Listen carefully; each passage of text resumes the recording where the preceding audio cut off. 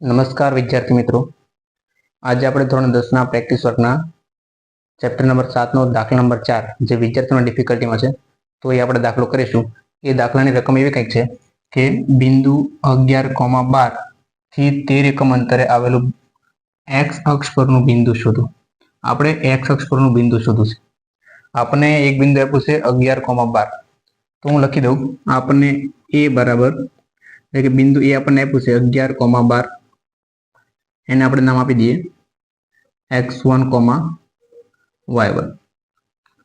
આપણને એક્સ અક્ષ પરનું બિંદુ કીધું છે તો હું પહેલા એક્સ અક્ષ પરનું બિંદુ ધારી લઉં. ધારો કે એક્સ અક્ષ પરનું બિંદુ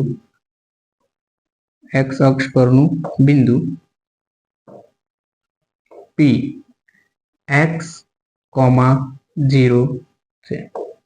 x, 0. તો આપણે એક્સ અક્ષ પરનું બિંદુ કે તો એનો વાયમ કેવો થાય? તો એનો વાયમ 0 છે. બરાબર. તો હું એ બિંદુનું નામ પણ આપી દઉં છું, બિંદુ P x, 0. એને આપણે કહી દઈએ x2, y2. અહીં આપણને 13 એકમ અંતર આપ્યું છે. બિંદુ A અને P વચ્ચેનું અંતર 13 એકમ આપ્યું છે. તેથી આપણે લખી દઈએ કે PA બરાબર આપણને આપ્યા છે 13. હવે અંતર સૂત્રનો ઉપયોગ કરી લઈએ આપણે. તો અંતર સૂત્ર લખું અહીંયા, PA સ્ક્વેર બરાબર સૂત્ર થશે x2 - x1 hall square plus y2 - y1 નો હોલ સ્ક્વેર. સૂત્રમાં આપણે કિંમત મૂકીએ તો આપણને PA કેટલો આપ્યો છે? તો કે 13. તેથી P ની જગ્યાએ મૂકી દઈએ 13. 13 નો વર્ગ એના બરાબર x2 - x1. x2 ની કિંમત છે x, x1 ની કિંમત છે 11. તો x - 11 નો whole square plus y2 - y1. y2 કેટલો આપ્યો છે? તો y2 આપ્યો 0 અને y1 આપણને આપ્યો છે 12. તો 0 - 12 નો વર્ગ. 13 નો વર્ગ કરીએ તો 13 નો વર્ગ થશે 169. 169.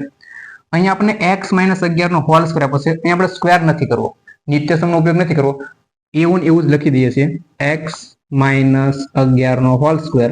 અને 0 માંથી 12 બાદ કરો, માઇનસ કરો તો 12 જ વધશે અને 12 નો સ્ક્વેર કરો, વર્ગ કરો તો થશે 144. 144. એ 144 ને બરાબર ને આ બાજુ લાવી દઉં છું તો શું થશે? તો કે 169 - 144. 169 - 144.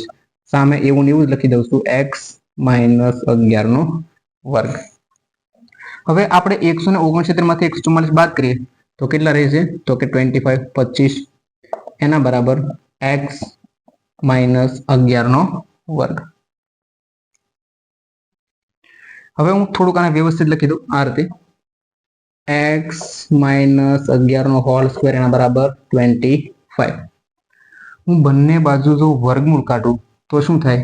તો કે અહીંયા થશે x - 11 અને એની સામે જો આપણે 25 નું વર્ગમૂળ કાઢીએ તો આપણને કિંમત મળે +-5.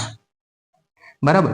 એનો મતલબ એવો થયો કે આપણે એક વખત +5 લેવાના, એક વખત -5 લેવાના. બરાબર. તો હું લખું છું x - 11 બરાબર લઈ લો +5 और x - 11 બરાબર લઈ લો -5. તો શું થશે? તો કે -11 ને બરાબર ની સામે જવા દઈશું તો આપણને મળશે x બરાબર 5 + 11. તેથી x બરાબર 11 + 5 કરો તો કેટલા થશે? 16. એટલે x બરાબર મળે આપણે 16.